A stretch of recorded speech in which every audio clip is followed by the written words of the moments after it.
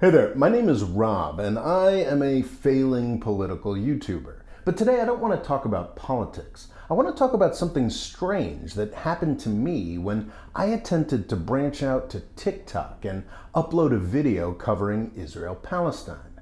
I think it's kind of fascinating, kind of disturbing, and well worth documenting. So a year or two back, YouTube made the decision that it wasn't going to boost independent news and politics commentary anymore. If you search something newsworthy, the YouTube algorithm will now only push you towards mainstream channels like CNN or Fox News. I'm not one of those people who likes to claim that YouTube is censoring me. I'm old enough to still be amazed that a platform like this exists. YouTube has allowed me to, over the course of a decade, build up an audience of a couple thousand people who still show up here every Tuesday to hear what I have to say, and I'll always be really grateful for that. YouTube is a business, and the decision to crush the stream of new subscribers that came to independent channels that talked about controversial things was a business decision that they felt they had to make. I can't hold that against them. Unfortunately, the effect of this business decision on my channel has been grim. I went from a channel that regularly had videos in the tens or even hundreds of thousands of views to one that rarely crosses 2,000 views. I've tried many things, more videos, different formats, catchier thumbnails, longer videos, shorter videos. None of it is working. So last month, basically out of desperation, I decided to step up my posting on TikTok. Most of what I put up over there is repackaged YouTube content, but I occasionally attempt to dive into some of the wackier aspects of the platform. Honestly, it's a lot of fun. The technology and the culture on TikTok seems really new and exciting, or at least it does to this middle-aged guy. A couple weeks back, in the middle of the night, the perfect TikTok script came to me. This can be one of the most exciting parts of being a video creator. Especially with history and politics, videos can take a long time to research and write. But the most successful videos often come to me all at once in the middle of the night. The only thing that gave me pause was that the script was about Israel-Palestine. I really hate this issue. The amount of energy that goes into covering the travails of 15 million people at the edge of the Mediterranean Sea strikes me as disproportionate in a planet of billions. Yes, obviously, the United States is vastly more responsible for the crimes that are committed in Israel-Palestine than we are for crimes in Xinjiang or South Sudan, but I think the level of coverage we get of this is honestly kind of pointless. Yes, anybody who's literate knows that the Palestinians are getting a raw deal, but it's equally obvious to me that nothing is going to change for the better. So unless the Israelis are killing Palestinians in large numbers, I tend to avoid the topic. There is one other thing that can drag me into covering this issue, though. And that's when Israel comes after my rights as an American citizen. As the Israeli ambassador was dumb enough to point out a couple weeks back, a number of U.S. states have enacted flatly unconstitutional laws restricting U.S. free speech on the topic of Israel. And a couple weeks back, Israel decided to launch a jihad on a company founded by two old Jewish men, which chose to stop selling ice cream in the occupied territories. That's primarily what my script was about.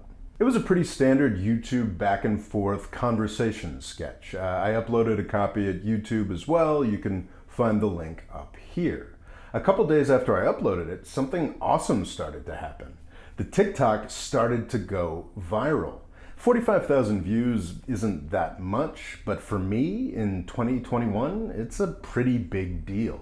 Thanks to the YouTube algorithm changes, I haven't had a video this successful in like 3 years.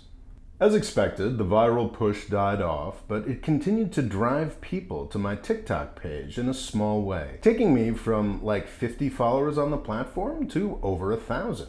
Pretty great, right? Until last Wednesday, when I opened my TikTok to find that I had been hacked. And not hacked in a standard way, hacked in a very specific, very violating way. My TikTok account is fine. I changed the password and I still have access to it. But my most popular TikTok video had been replaced. I didn't get hacked, TikTok got hacked. My debatably amusing sketch video had been replaced by vile anti-Semitic propaganda that suggested that Jews enjoyed or celebrated the deaths of Palestinian children. As soon as I saw it, I contacted TikTok and set the video to private.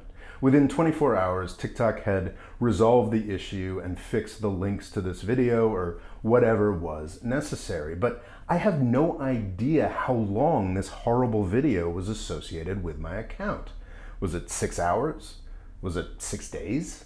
It's worth emphasizing how weird this is. All of the comments and likes on the video were preserved. The video description and thumbnail I'd put in was still there, but my video on my channel had been replaced. To make it weirder, it was only replaced under certain circumstances. Sometimes, for some friends, clicking on certain links, it was my video, and sometimes it was an anti-Semitic blood libel.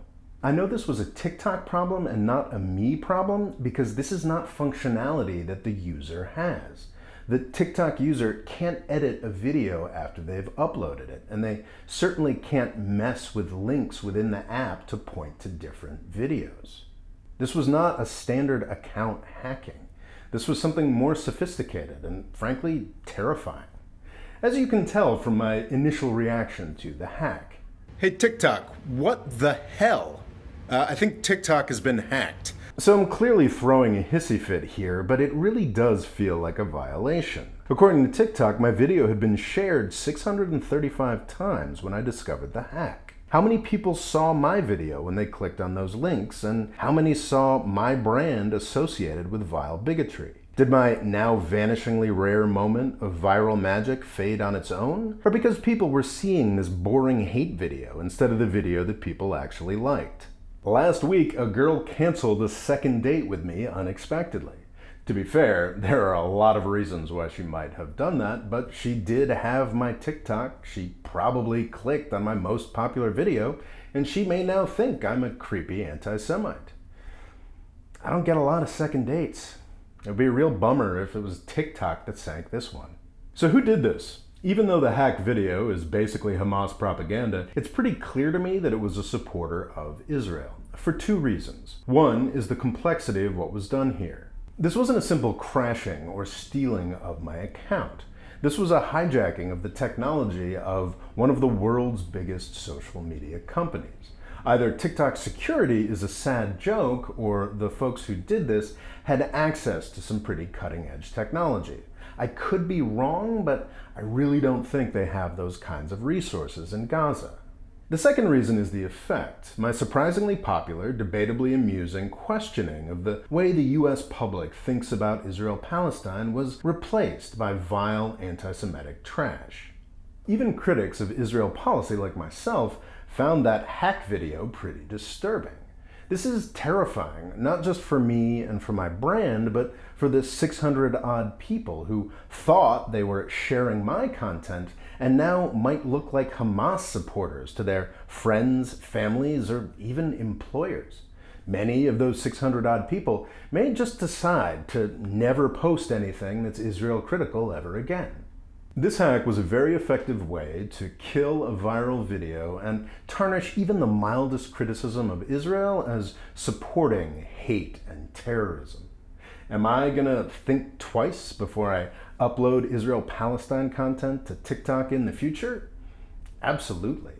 If I wasn't a middle-aged, self-employed white man with a law degree who likes fights, I probably wouldn't be posting this video to YouTube either. It's pretty clear to me that my account was hacked by a supporter of Israel. But I think it's important to avoid blanket language like, Israel hacked my TikTok. That kind of language is irresponsible when we are talking about adversaries of the United States, so it is equally irresponsible when we apply that kind of language to US clients.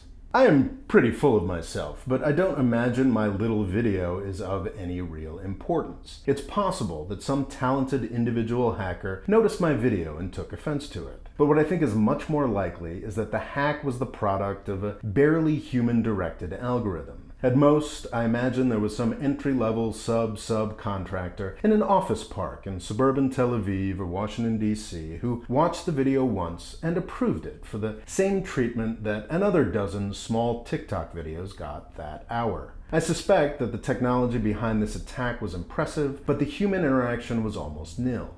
To be clear, I am just speculating here, but I think, based on the sophistication of the attack, my insignificance, and the fact that I know this has happened to other people, I think a barely discriminate industrial scale process is the most likely culprit here. So yeah, it seems pretty likely to me that some supporters of Israel are engaged in a manipulation of US and world politics and discourse that is much more technically capable, much more illegal, and in many ways much more frightening than anything any Russian did around any US election.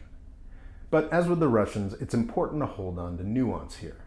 The layers of distance between an online misinformation actor, like the private internet research agency, and the goals of the Russian government they thought they were serving are important. It's not just about plausible deniability, as the US government would have you believe in the Russian case. These actors really are independent from the governments they're trying to support, and the effort to treat private company actions as acts of war makes the world a more dangerous place.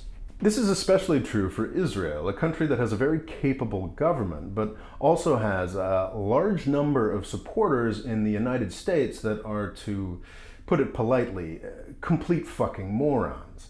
I'm not just talking about the Bible-humping evangelicals here. I'm talking about any supporter of Israel that thinks that attempting to crush US free speech will somehow help the cause of their favorite country. So no, I don't think Israel hacked my TikTok. I think a very poorly advised supporter of that country may have done so. It's very important to be careful about assigning internet crimes to sovereign countries, no matter which country we happen to be talking about.